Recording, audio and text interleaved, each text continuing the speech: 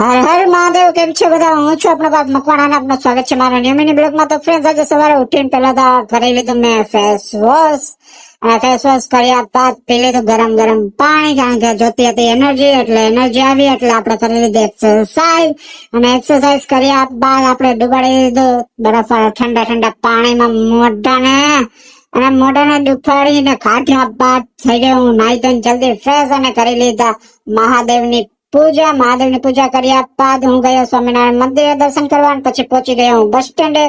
પછી હું ને મારા મમ્મી નીકળી ગયા હતા, અમારે જવાનું હતું ફંક્શનમાં બહાર ગામ. તો અમે બંને નીકળી ગયા હતા ત્યાં જવા માટે. તો અમારો થઈ ગયો સફર ચાલુ.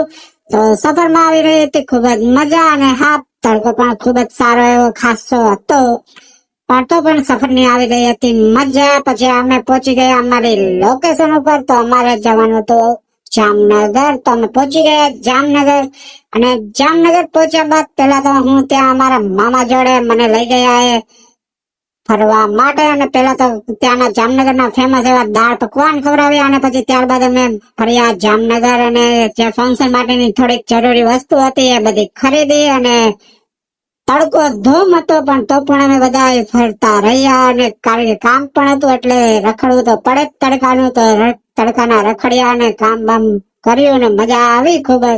અને પછી પાછા રાત્રે પાછા અમે નીકળી ગયા જામનગરનો નજારો જોવા માટે. તો પેલા તો ઝૂલેલાલ ચોકમાં અમે પહોંચ્યા. અને તમે પણ જો જામનગર ના હોય તો કોમેન્ટમાં કરજો કે જામનગરનો કઈ લોકેશન સૌથી ફેમસ છે અને કયો ફૂડ.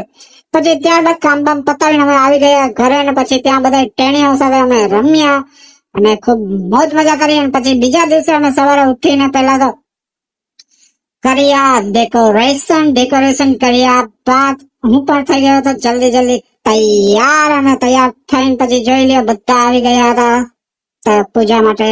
પછી કરી દીધી પૂજા ચાલુ, અને જોઈ લ્યો આ હતા આપણા માતાજી, ને તમે પણ કરી લ્યો દર્શન. પછી હતું જમણવાર. તો પછી ગોણીઓને બધાને જમાડીને પછી અમે પણ જમી લીધું, અને પછી નીકળી ગયા પાછા જુનાગઢ તરફ, કારણ કે આપણે હતું નેક્સ્ટ દિવસે કામ. તો બસ ફ્રેન્ડ, આજનો વ્લોગ અહીંયા સુધી. મળીશું નેક્સ્ટ વ્લોગમાં. ટાટા બાય.